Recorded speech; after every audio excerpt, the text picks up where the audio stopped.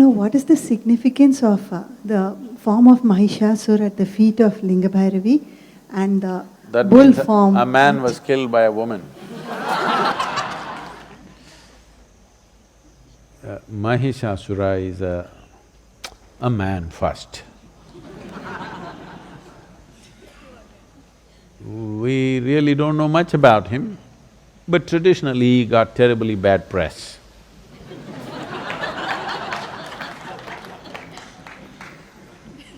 So he was supposed to be bad. And Devi killed him. And his vehicle, poor guy, maybe he couldn't afford a horse, so you used a buffalo. And not only he was slaughtered, even his buffalo. Buffaloes can fight. So, in the past, certain people rode buffaloes because in a fight, a buffalo is much better than a horse. Horse is taller, that's the only advantage, that if you are a good fighter. But buffalo, if you train them well and if you keep them well nourished, they can rampage through crowds. So buffalo was a good one. And of course in India people used elephants to fight. He used a buffalo. This imagery has continued just to indicate that the bestiality in a man, the beastly nature, the animal nature in a man, because you didn't drop from heaven as some people believe, you evolved. The qualities of an amoeba, an earthworm, a grasshopper, a buffalo, every kind of beast that evolution went through, elements of those qualities are still with you. Yes, sir, you know. They're still with you.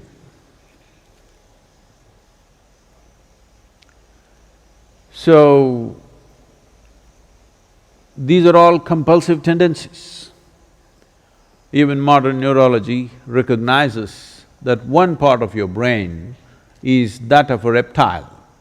There's a reptilian brain which is approximately the size of your fist.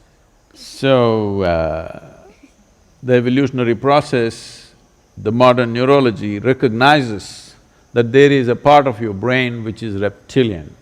That means it's at that stage of development which is instinctive and does things in a certain way. But over that, a flower of cerebral cortex evolved.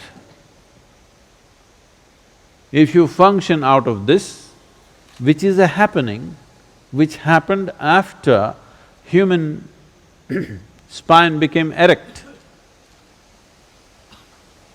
After the human spine became erect, the outer flower developed, which is what makes you human, which is what gives you thoughts about universality of the existence, which is what gives you an idea that everything is one, which is what allows you to be a scientist, this is what allows you to be a spiritual seeker.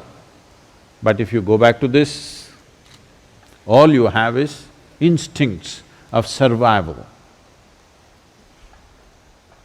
So the entire process, the human effort through education, through spiritual process, through meditation, everything is to move away from this and function from the outer dimension, which is a more recent happening, but this gives you a sense of seamless way of approaching life. If you go to the reptilian brain of who you are, fixing boundaries is all that you know. So whenever you are having problems with people around you, always wanting to fix your boundaries, This is mine, this is yours, my space, your space, my air, your air. When it comes, you must know you gotten here. Now the spiritual process, the yogic dimension is looking at how to make this, because if you function only from one aspect of your brain, it'll work, but not enough, you're not using all of it. There is evidence to show that the reptilian brain can become more transparent and starts communicating with the outside part of the brain. There are experiments, there are studies which show that with certain practices of meditativeness, reptilian brain, which is always about fixing boundaries, will begin to communicate with the outer part of the cerebral cortex and it function as one brain. So I don't know if you should. The flower should open up, and that is why in the yogic, you will see all the imagery in the yogic culture, flower, flower, small flower, small flower, small flower, big flower. It opened up.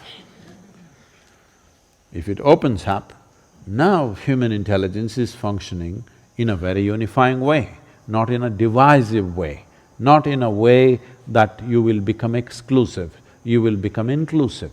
Inclusiveness is not a philosophy. Inclusiveness is the nature of the existence. No other creature is able to realize this. They're all busy fixing boundaries. The dog is peeing all over the place, not because of urinary problems, but he's establishing a kingdom, pea kingdom, of course. Human beings are not any different. They're doing the same things in a different way. This is mine, that is mine, that is mine, that is mine. Fixing a kingdom, when it's possible, push it a little bit. When it's possible, push it a little bit. Not possible, put the wall. Happening all the time.